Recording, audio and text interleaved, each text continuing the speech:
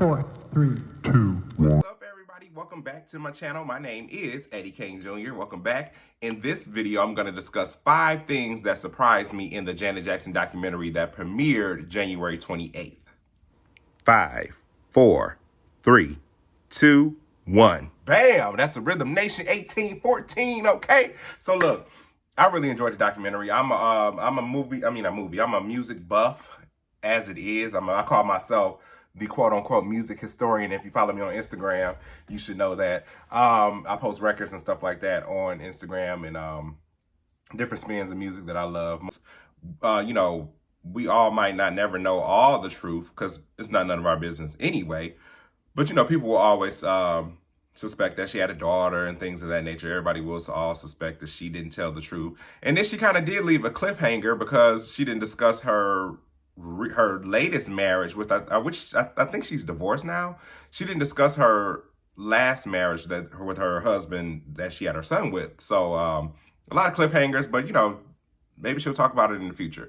But so let's get into the 5 facts that surprised me with watching her documentary. So fact number 5 was when the Jacksons moved to Los Angeles in the late 60s, they were discriminated against. Like, that blew my mind to hear that her as a child going to school, that she went through being racially profiled. The whole family went through being racially profiled in the neighborhood that they bought their first home.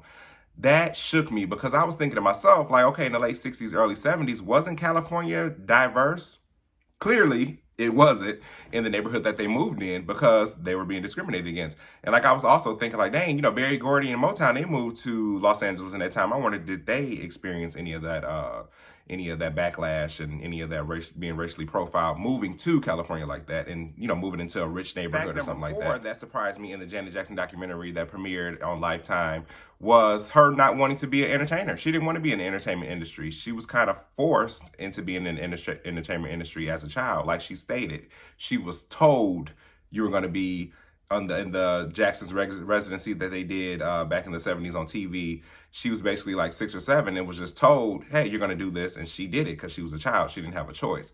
Then when she got the deal with A&M and her first 2 records flopped, she didn't even want to be a singer. She wanted to go to school and go to college and study and do stuff with, do something else other than what her brother, Michael Jackson, and the Jacksons were doing. Fact number 3 that surprised me was, well, it wasn't a surprise, that everyone thought that she was gonna finally expose the truth about being pregnant with her first husband, James DeBarge, being pregnant with a daughter, having this secret child. Come on, y'all. Let's move on. It's been over 30 years. It's been over 30 years. If there's a secret child that she had and didn't want to expose it to the public, we'll never know. That's her business.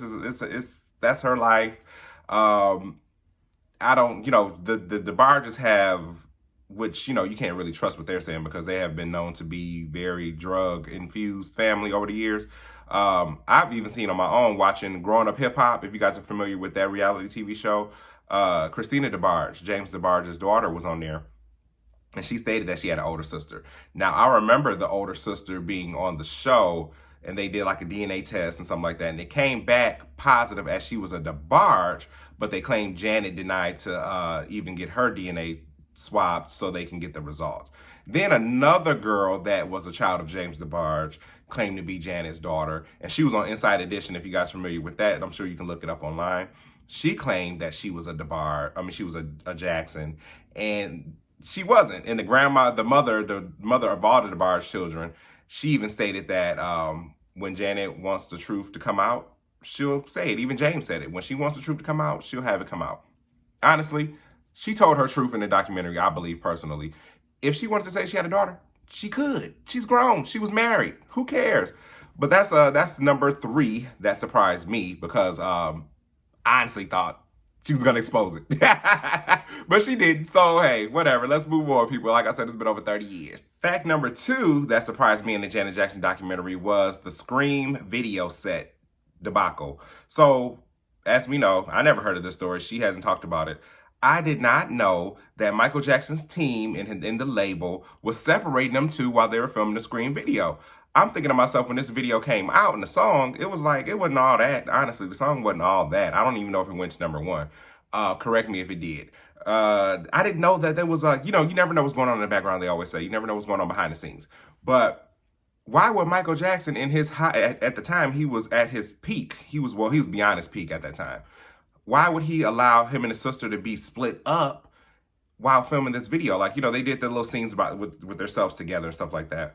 But why would they try to hide what Michael was doing from Janet or vice versa? Like that shocked me to find that out. I'm like, dang, at the end of the day, they let the business get involved with them and split their family, bond that they had growing up together. They allowed the business to do that. And that surprised me because I thought that song with them coming together, Janet was at her peak at that time. Michael was past his peak, but he was up there. And them coming together to do the Scream video and the song was going to be a phenomenal thing where I thought it was going to be big, but it was a debacle. When she got with Jermaine Dupri. And number one. By this time. And I remember, the articles and the blogs talking mess like, how did JD bag Janet Jackson? Da, da, da, da. Then when he messed it up when they broke up, how did JD fumble Janet Jackson? They was always talking mess. But what surprised me was this grown man got on here and, for her documentary and explained that he cheated on her. He cheated on Janet Jackson. Now, ladies, take some notes, okay? And y'all already know this. Janet Jackson, Beyonce, Mariah Carey, Jennifer Lopez, just to name a few, like say the top women in the entertainment industry. They all have been cheated on. So if Jermaine Dupri will cheat on Janet Jackson, if Jay-Z would cheat on Beyonce, everyone else is fair game. So if you're sitting at home, you're getting cheated on, don't feel that bad because, hey, it's fair game out here for everybody, clearly. And JD surprised me saying that because I'm like, dude, and he was so chuckle about it. Oh, yeah, I was dating Janet and more women, they wanted me, this, that, and the third. Does that make it right? Men, we have to stop being so weak towards the flesh. Stop being so weak. Men are so weak-minded when it comes to women in the flesh. I don't get it. So he messed that relationship up because I feel like watching the documentary, she still has love for him, honestly. You can still see it in her eyes and the way she was talking about it. I honestly think she has love for all her exes. JD, I just don't understand how he messed that up. Like, I feel like they might get back together, but they probably won't because they've been split up for years now, almost 20 years, I want to say. Not 20 years, but almost 20 years. JD, he messed that up. And at the end of the day, I think that was his real love.